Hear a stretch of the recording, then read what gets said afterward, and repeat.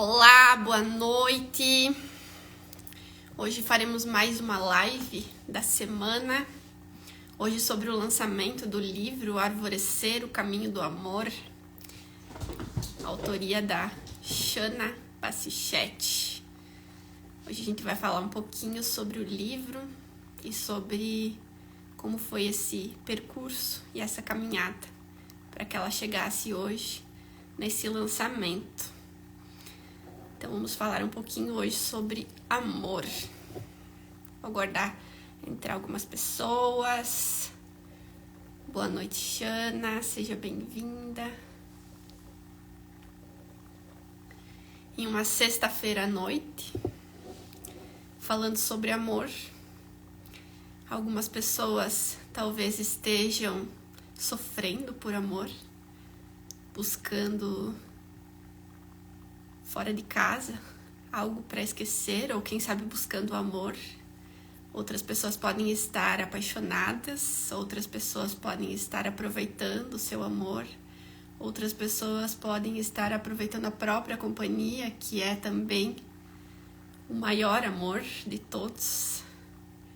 Outros aproveitando a família. São muitas formas de amor para a gente aproveitar nessa vida. Então hoje, nessa sexta-feira à noite, nós vamos falar um pouquinho sobre amor. Oi, Julie, seja bem-vinda. Vou chamar a Shana aqui para que a gente possa conversar um pouquinho. A Shana é uma terapeuta, orientadora, mentora. Ela é autora agora, né, escritora de um livro. Boa noite, Aline. Seja bem-vinda. Vou chamar a Shana aqui.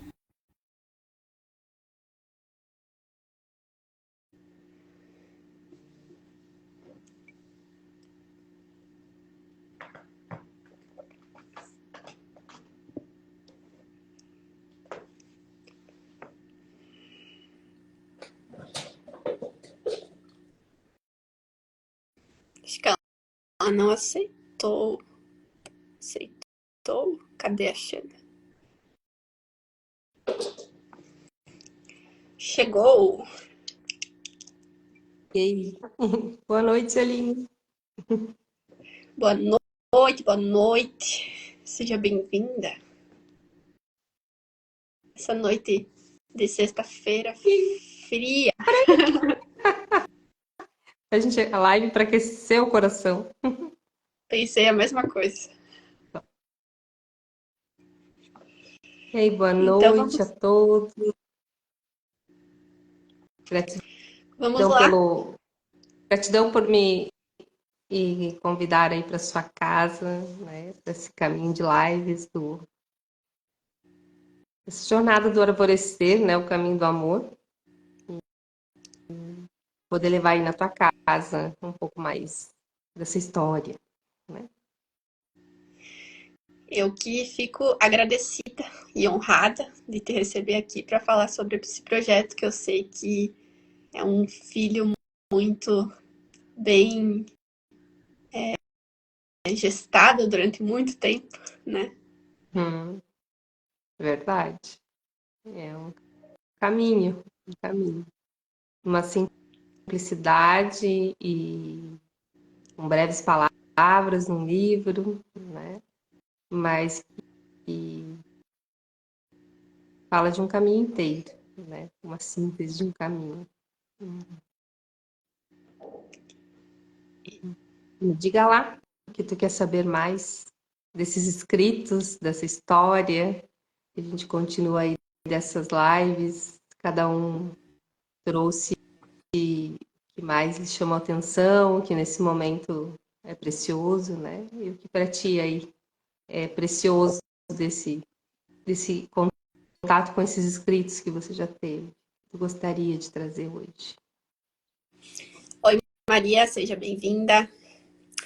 Então, eu estava antes pensando que já foram algumas lives, né? E como cada uma delas foi diferente sobre o mesmo tema, cada uma com uma energia diferente, com uma conversa diferente, porque cada ser humano é único, né?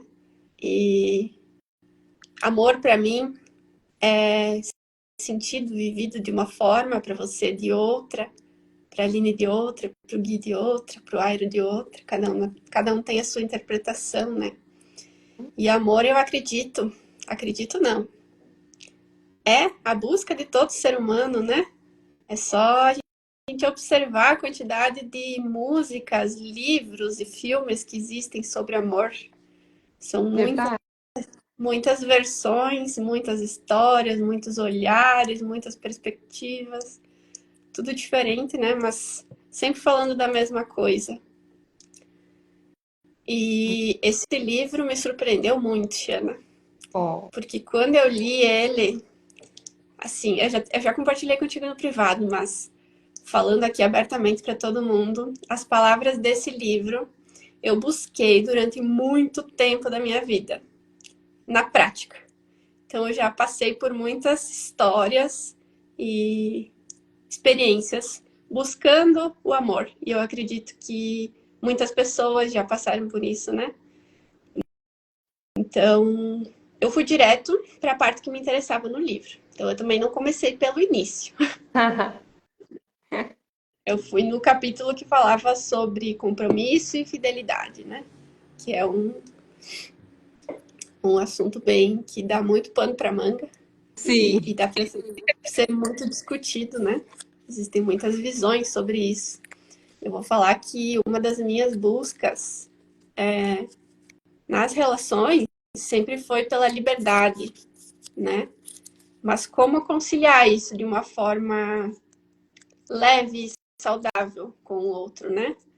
Hoje em dia a gente vê muitas pessoas nessa busca de entendimento sobre o amor, colocando o amor em caixinhas. Então, o meu relacionamento é monogâmico, é aberto, enfim, são muitas caixinhas que as pessoas têm criado e no fundo isso é só mais uma separação, né? Porque o amor ele é uma coisa só.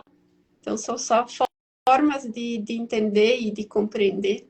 E eu queria falar um pouquinho sobre isso hoje, sobre como a gente equilibra a liberdade dentro de um relacionamento com compromisso de uma forma saudável. Queria que tu trouxesse um pouco da tua visão, das tuas experiências, das tuas histórias que eu gosto de ouvir. As nomenclaturas que vêm, né, para os estudos do comportamento humano, é uma natureza humana de começar a dar forma e significado para aquilo que ainda está sendo compreendido e aprendido, como se isso fosse uma forma de ter um espaço para reflexão e amadurecimento, né? E então elas são necessárias, elas são que a gente não pode se perder nelas como certo e errado e como único caminho, mas elas vão trazer aprendizados, né? E vão ajudar a nível coletivo a compreender as formas de funcionamento como algo natural e não como algo disfuncional ou errado ou doença, né? Então, costumo dizer que a gente pode encontrar um caminho mais patológico, psíquico, quando tem violência. Aí a gente está diante de uma questão que realmente precisa de tratamento, de contenção. Quando as partes estão se sentindo respeitadas naquela relação, está ok essa forma dessa relação. E às vezes também não se sente respeitada e não necessariamente tem uma violência, né? Às vezes uma pessoa gosta de viver um amor livre, a outra entende que quer viver uma relação monogâmica, e aí não é uma questão de certo e errado, é uma questão de onde eu me encaixo aqui, aonde eu me sinto seguro, aonde eu me sinto respeitado, validado, e o que eu tenho como princípio de uma relação, que está em amadurecimento, porque sempre está em amadurecimento, né? Acredito que a gente sempre está amadurecendo, senão não estaríamos aqui, né? Então, as relações são um movimento de amadurecimento. E quando a gente vai falar da liberdade, né, nas relações, a liberdade é algo muito interno, né? Então, se a gente pegar histórias de sábios até, contam de um sábio que era tão livre dentro dele que mesmo quando ele foi acusado, né, de charlatanismo, ele ficou na prisão muito em paz, porque a liberdade é dentro, ela não é fora. Então, essa busca dessa liberdade nas relações, ela está falando, às vezes, de crenças que nos aprisionam sobre como deve ser ou não, dentro do que foi a experiência de outras pessoas. Eu não construo em mim essa forma, né? E me pauto com réguas de outras experiências. E aí é onde vai dar essa sensação de prisão, porque sempre que eu tenho que me enquadrar em algo que não foi amadurecido em mim, a partir da minha experiência vivida, eu estou me encaixando em algo. Não faz sentido profundamente, né? E aí, quando eu vou amadurecendo isso em mim, tenho possibilidade de experimentar aquilo que eu gostaria de aprender e compreender, é onde eu vou me libertando disso e encontrando como eu me encaixo, como isso me respeita, respeito o outro, que tipo de relação é possível. Isso não vale só para relação de casal, de intimidade, para relação de amizade, de família, né, de trabalho, porque essa liberdade ela é muito interna, né? Então, se eu me sinto livre, ao mesmo tempo que eu estou livre, eu compreendo que o outro também tem este direito. Né? Como que é essa liberdade, como que é viver essa liberdade em dois, né? E isso eu costumo dizer que é uma construção, não existe receita. E aí precisa de dois disponíveis para amadurecer essa liberdade e construir o seu formato de relação.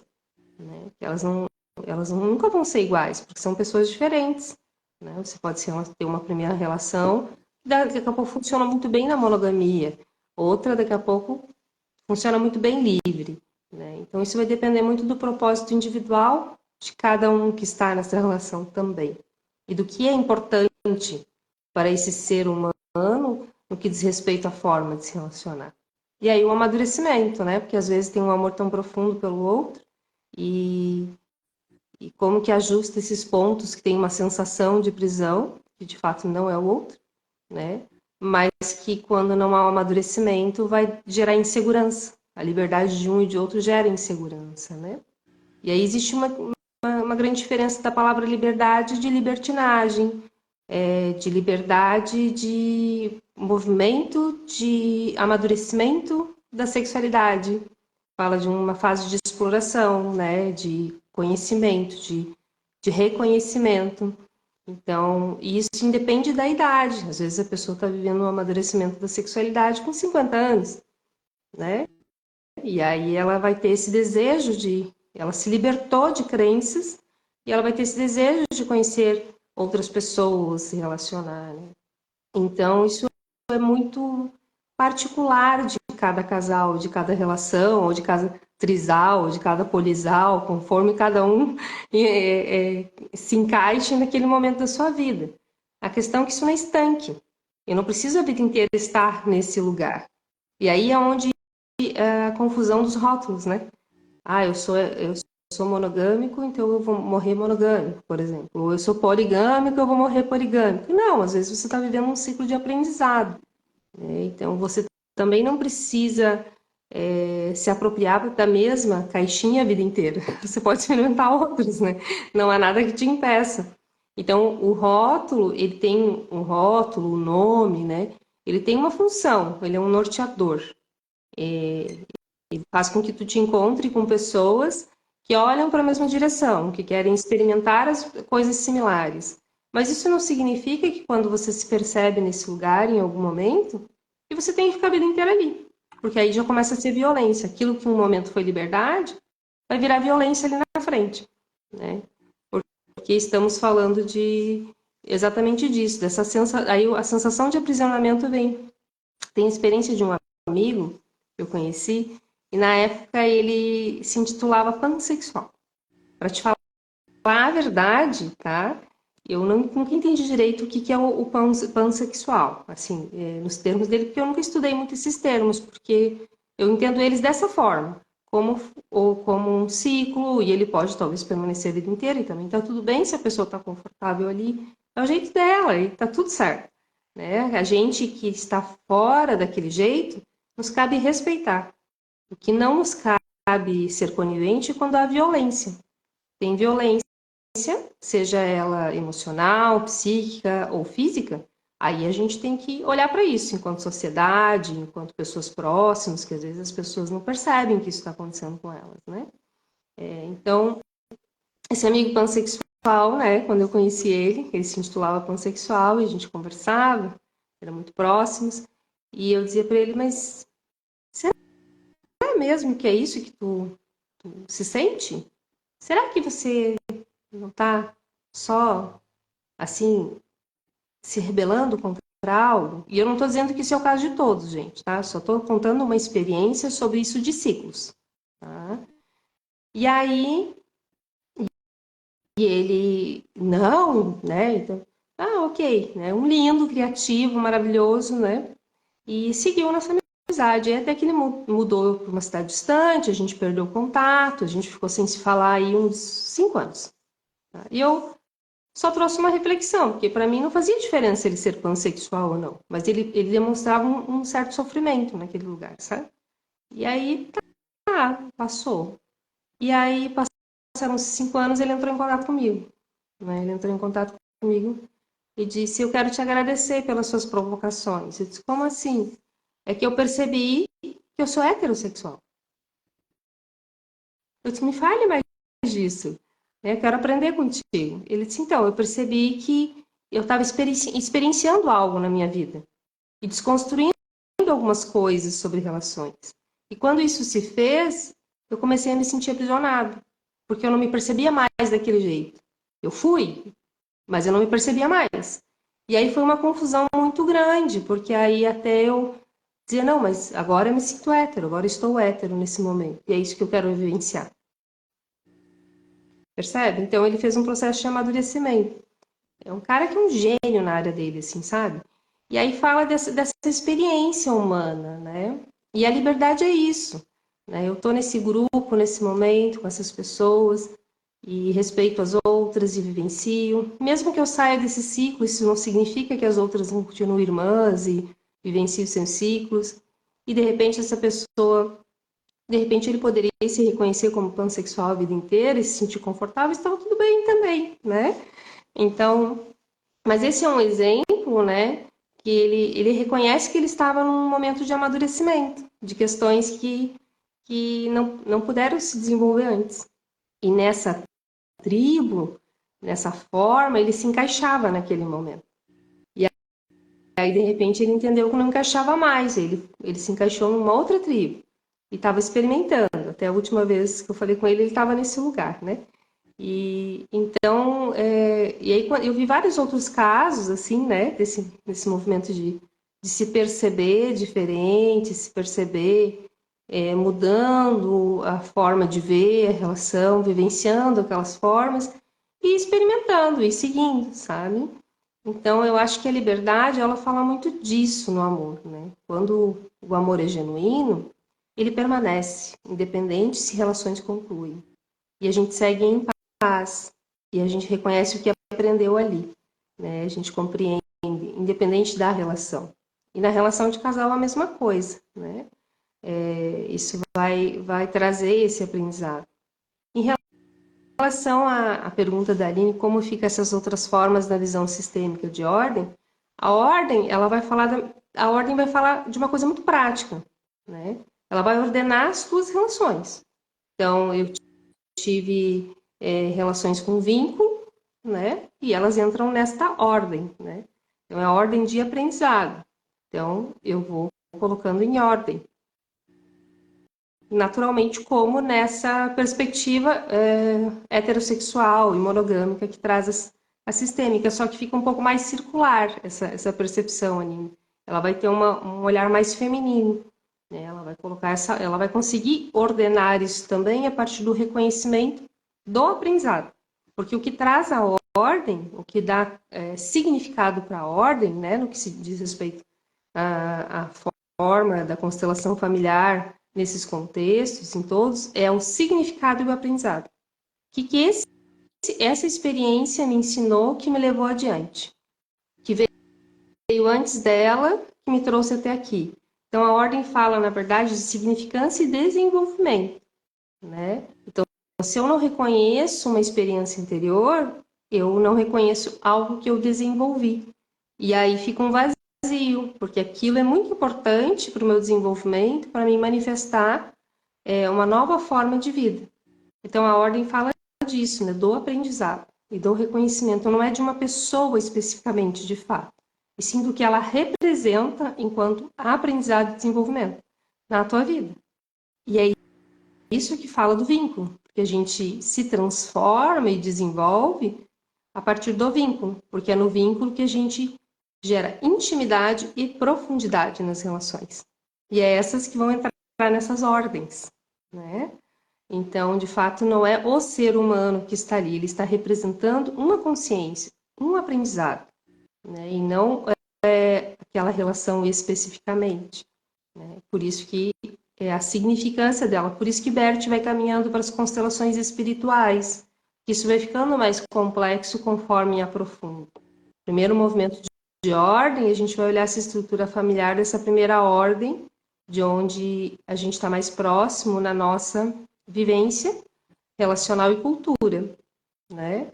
E a partir disso a gente vai abranger. Tiveram culturas lá atrás que funcionavam muito bem e que as mulheres tinham muitos homens. E ao contrário, né? E essas mulheres tinham uma ordem, a primeira mulher, a segunda mulher e funções estavam em ordem, mas era mais de uma ao mesmo tempo. E com os homens a mesma coisa. Então é uma ordem de significância, de intimidade, de aprendizado. Quando a gente vai percebendo essa circularidade na ordem, né? Quando um grupo se senta em círculo, existe uma ordem. Mesmo em círculo, tem uma hierarquia. A diferença é que essa hierarquia não se coloca num lado ditador, como o único que sabe. Mas todos têm saberes importantes no seu nível de consciência, mas tem alguém sempre que está regendo esse círculo. Então tem uma ordem, mesmo em círculo, mesmo não sendo linear, né? Você respeita essa ordem do círculo. E isso é visível. A diferença é que no círculo não precisa ser nomeado, porque como estamos todos aprendendo juntos, em liberdade, e todos respeitados na sua consciência e evolução, é natural instituir uma liderança. Ela não é imposta. Porque é natural você reconhecer uma liderança quando você está em círculo, porque ela não é imposta. O próprio círculo escolhe, porque a gente está falando de comum unidade, né? Então, é diferente essa organização de uma organização mais linear. Então, a gente transita aqui na integração do feminino e masculino, nas constelações familiares, e tem bases que a gente trabalha dessa ordem mais circular e tem bases que trabalham na ordem mais linear. Percebe a diferença? E elas, quando elas se juntam, você consegue fazer esses fios, que aí é onde a gente vai fazer os fios de a ordem circular aqui e a ordem linear aqui. E aí a gente consegue ordenar o todo, uma grande mandala, né? E aí todos têm o seu lugar, todos têm a sua importância. E no que diz respeito ao seu processo evolutivo individual, é que vai ter níveis de desenvolvimento diferentes, assim como a criança para o adulto, né? O velho para o adulto, né? Mas não significa que um é mais ou menos importante, e sim um tem mais experiência vivida naquele lugar, porque é natural da sua idade, é natural do seu tempo de vida, né? É algo natural. E então, e não significa que essa criança de repente traga por conta de estar num campo vivido de um sábio, de uma pessoa mais natural, ela não já não tenha se apropriado dessa sabedoria, a partir disso, na pureza dela, traga algo além, que precisa ser só lapidado, né? Então, aí a gente vai transitando nessas ordens, né? E chegou a constelação, que é parte dos conhecimentos, o olhar sistêmico, né? Que me acompanha aí há 23 anos, depois chegam as constelações familiares, há uns 10 anos, né? Então, quando elas chegam, eu já tinha uma base sistêmica de estudo e de vivência pessoal, que era o tipo de terapia que eu fazia, uma psicologia. E aí chega também a base sistêmica dos fenômenos da constelação familiar, que vão falar da atuação da psique, um campo mais profundo ainda do inconsciente, do que a psicologia chega no seu aspecto tradicional, né? Então, essa é a beleza dessa diversidade, dessa liberdade no amor, né? Porque quando estou num amor livre dentro de mim, eu percebo que o que me nutre é amar. Muito mais do que ser amado. O que me nutre, de fato, é amar. Ser amado é o bônus. É o presente.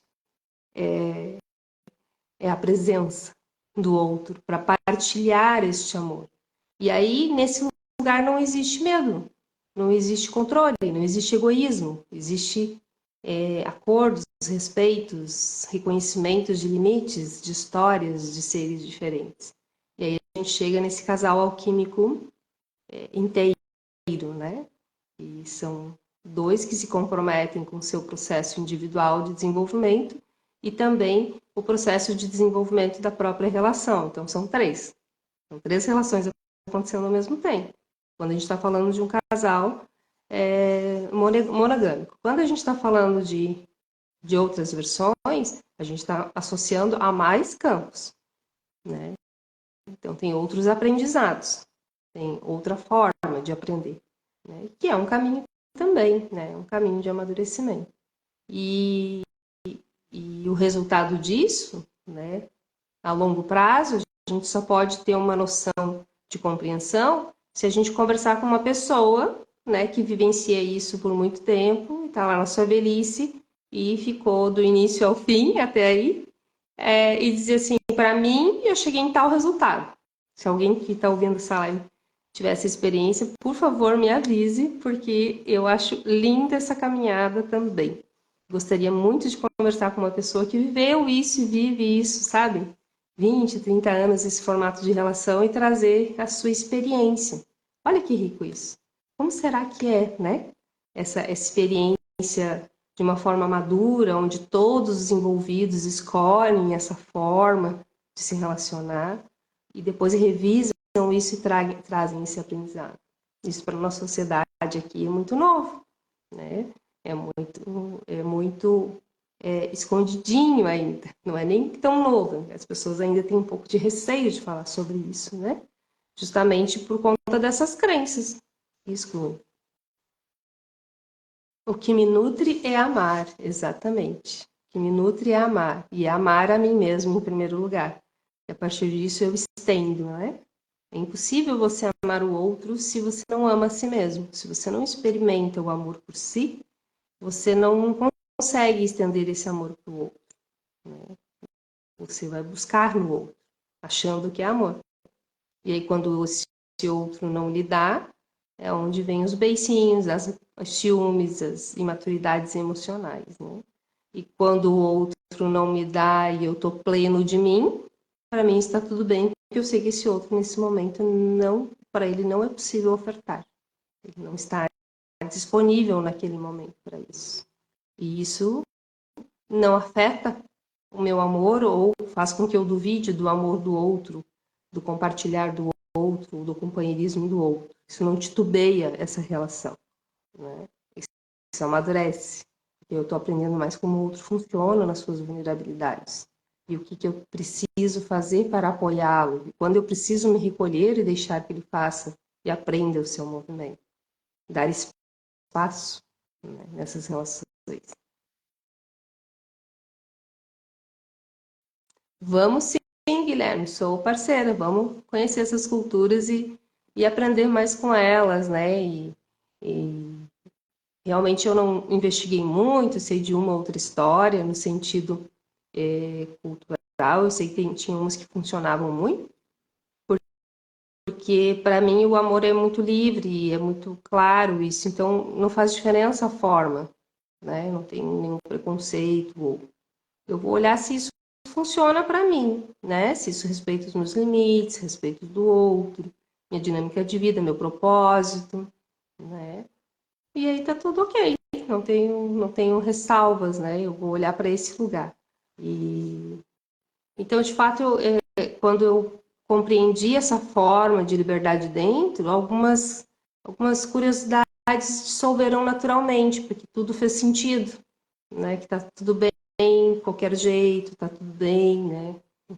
Eu sou uma pessoa que ama muito fácil as pessoas, então tá tudo bem eu amar se elas não me amar, eu posso continuar amando elas mesmo que elas não me amem, porque quem ama sou eu, e isso diz respeito a mim e não ao outro, né? E se isso for retribuído, melhor ainda, mais gostoso ainda. Se não for, também tá tudo bem, né? Porque a gente não agrada a todos, né? E assim como nem todos nos agradam. Então isso é natural, né? Isso é natural. Mas esse amor maior, ele vai diferenciar isso, né? Esse amor que eu vou trazendo no livro, ele vai trazer essa diferenciação um pouco dessas esferas, né? Então é possível eu amar o outro e não necessariamente ter uma afinidade de caminhar lado a lado naquele período da vida, por conta das buscas e do que está acontecendo. Mas isso não significa que eu não permaneço amando. Eu estou falando desse amor para além do tipo de relação. Um amor humano que se desenvolve no processo. Um amor pelo ser humano, independente das suas sombras e do que ele manifesta. Eu consigo olhar além para ele, e aí, a partir disso, por amor a ele e a mim, muitas vezes eu vou me retirar daquele lugar. Não vou ser conivente, eu vou dar limites, justamente porque amo.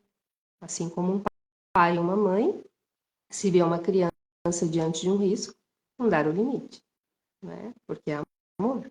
Amor não é sempre estar disponível e dizer sim e aprovar tudo. É também não concordar. Mas isso não é para gerar guerras, só para impor limites. Né? Porque é aí que a gente se diferencia, né? É isso que nos faz sentir atraído no outro. O outro tem algo que eu gostaria de desenvolver em mim, ou é tão lindo que talvez eu nem desenvolva, mas que eu admiro tanto e que eu quero aprender com ele. E aí, se ele for igual a mim, tem amigo já, né? Não precisa. Então, o que atrai as relações é justamente a diferença e o desejo de aprender, ir além, com o recurso que o outro já traz consigo. É isso que gera, por isso as relações elas podem ser ciclos. Por isso muitas relações se concluem, porque quando um escolhe amadurecer e o outro não, às vezes não é possível caminhar junto. Porque aí o outro não se recicla para proporcionar, para equilibrar essa continuidade do processo. Então, por isso que é interessante isso também. A gente percebe nessa geração que está vindo muita possibilidade de fazer terapia, se conhecer, né? Esses tabus foram quebrados, a importância, o quanto aumentou o número de separação. Não é porque a família está se destruindo, é porque simplesmente não estamos mais aceitando ficar em caixinhas que nos disseram que deveria. Né? Estamos querendo evoluir, e quem não quer, vai seguindo. Né? Porque não dá para esperar. A gente não está com pressa, mas não dá para parar, porque uma outra pessoa não está fazendo a sua parte consigo mesmo. Não é nem com a gente, é consigo mesmo. E muitas relações concluem nesse processo, né? E é uma forma de um convite para o outro dizer, vamos? De certa forma, ela está convidando, né? Vamos? É um convite para que esse outro desperte para si mesmo. Para conservar o respeito por si e pelo outro. Isso, Gui, eu acredito que você estava complementando uma fala minha. Com certeza, sim. A todo momento, né? Sempre, quando a gente vai trabalhar limites, né? No primeiro momento, às vezes tem uma confusão, né? É muito comum no início. Mas como que eu dou o limite? Mas daí quando que eu tô com o outro? Quando que eu cedo um pouco para o outro? Como que é isso? É natural quando eu estabeleço os meus limites e o do outro, naturalmente isso vai sendo observado para ir construindo esse momento onde eu vou ceder às vezes e o outro também, sem que isso gere um autoabandono.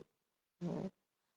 Então, quando isso é genuíno, quando esse ceder, esse servir é genuíno, né? Ou seja, não tem um peso e não tem uma intenção. para além de servir. Isso é profundo, porque as intenções estão falando desse campo do inconsciente profundo. Então, a investigação da intenção por trás da intenção, né, é uma coisa que eu gosto muito, inclusive, e que investiguei muito, é o que vai dar esse sinal. Né? E o resultado disso você vê no sintoma depois. Se a intenção estava de fato genuína ou se tinha algo muito oculto ali, né? Que às vezes não se percebeu. É um processo de autoobservação de muitos anos, profundo, né? Para você poder identificar e depois você vai tornando cada vez mais tua consciência íntegra, né? Que é mente, corpo e espírito, ou seja, sinto, penso e falo com o mesmo alinhamento. Isso fala de descortinar as cortinas do inconsciente, né? Iluminar os universos interiores e iluminando devagarinho, porque eles têm muitas crenças que sustentam, né? E aí a gente vai aprendendo no caminho mesmo. Vim acelerado, eu tava na estrada, gente, o raciocínio tá virado num ninja.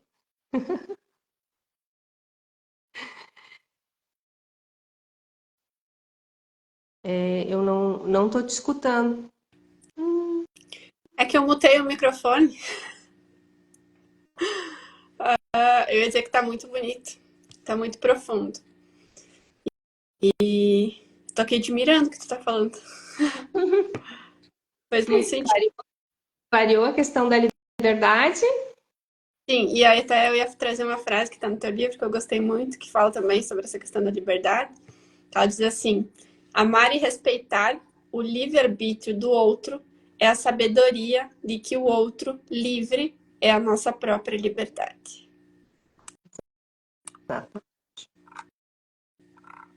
Eu separei 2 parágrafos aqui, se tu me permite ler.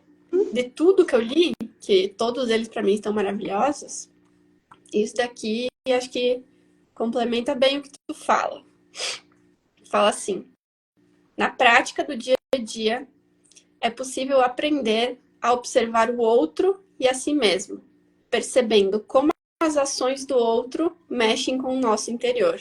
Assim, vamos tateando e descobrindo quais pontos precisam de expressão e de cura, respeitando a expressão do outro, comunicando o que é possível, o que é bom e o que machuca, aparando as arestas sem deixar de expressar e ser o que é.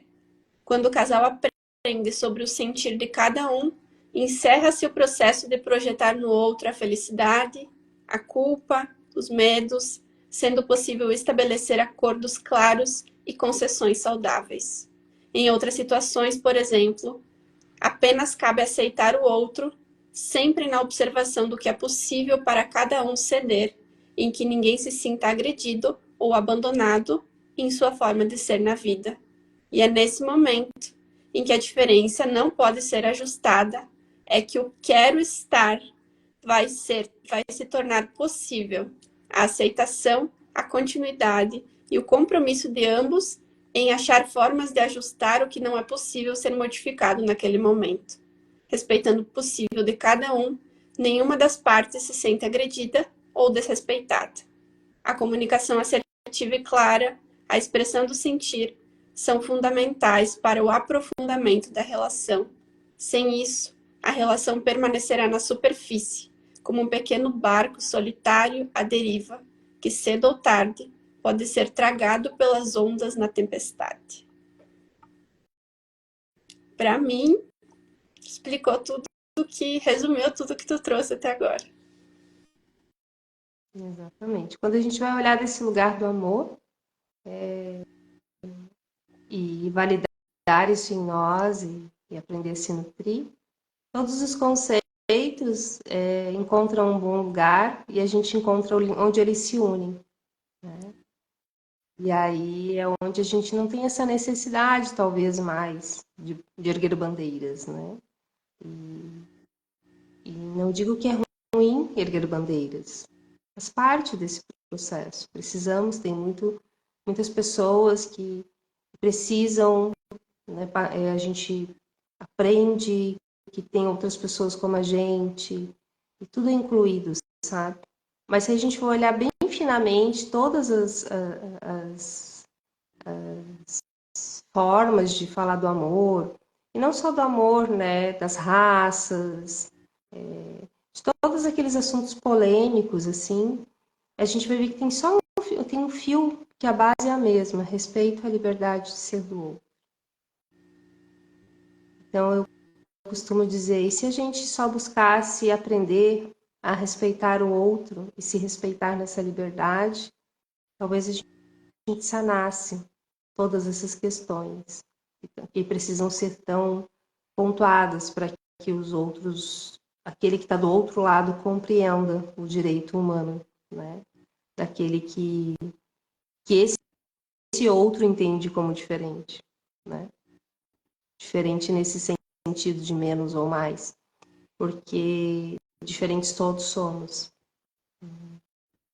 E tem histórias mais recentes que são mais realmente de violências, né, de grandes injustiças, e que precisam ser honradas para que encontrem um bom lugar e que a gente possa honrar esses povos, né, e reconhecer para não cometer de novo essas injustiças por conta de diferenças que às vezes chocam, forças que chocam aquele outro que tem tanto medo e oprime, porque o opressor é o que mais tem medo de ser oprimido, né? Por isso ele oprime, né? E aí, o que oprime tem que tomar muito cuidado quando encontra o seu lugar para não alimentar esse ciclo e virar opressor. Isso vale para qualquer tipo de violência, né? Seja de casal, seja de povos, para que a gente saia dessa roda, sabe? A gente saia dessa roda. Só que, então, é muito importante essa visibilidade de todos os povos.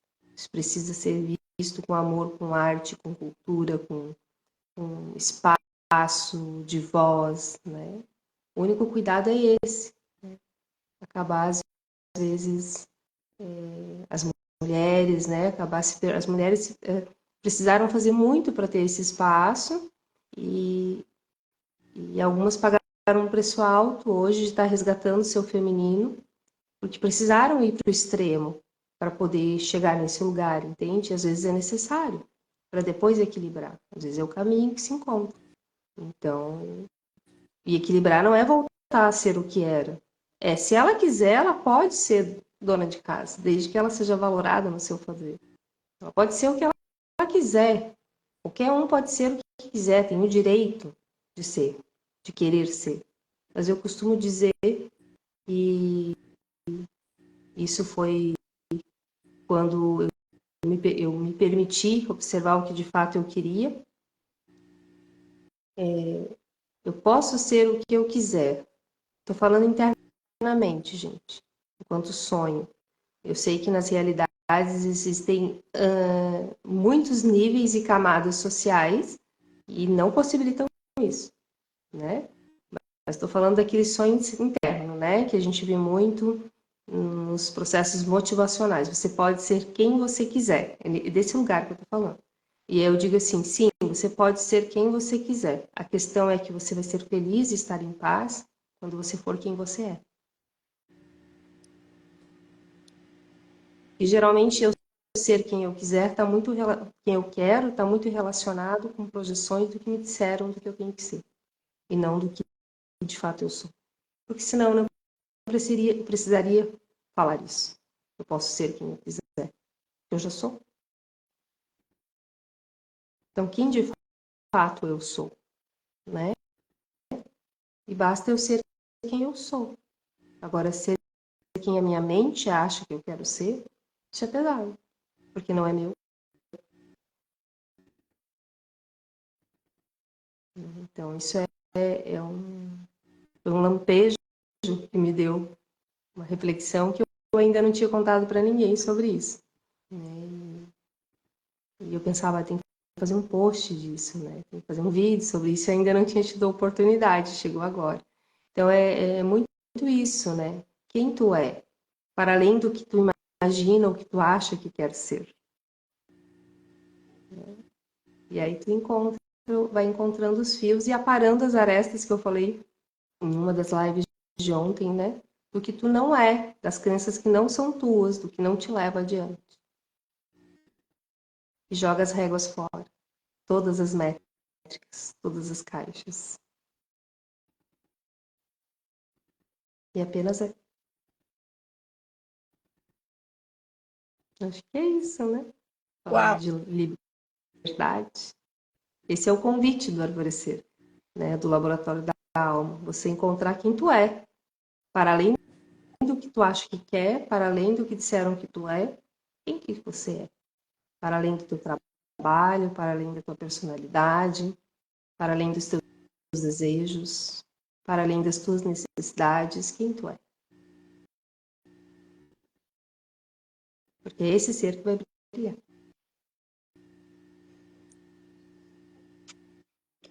Profundo, terapêutico. Essa live hoje foi terapêutica. É, eu tô profunda esses dias, né? Acho que o livro tá fazendo esse efeito comigo. Tá mesmo. Eu tô sem palavras.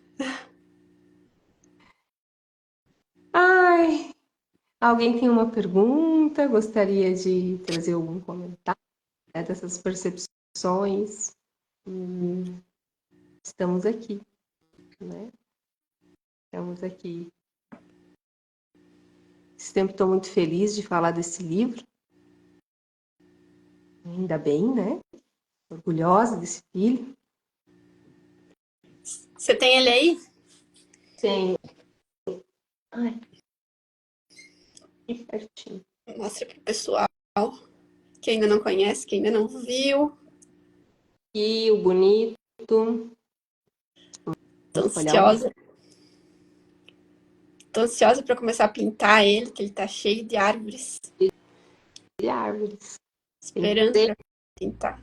13 árvores que tem aqui dentro. É 13. Vamos ver se a gente abre um.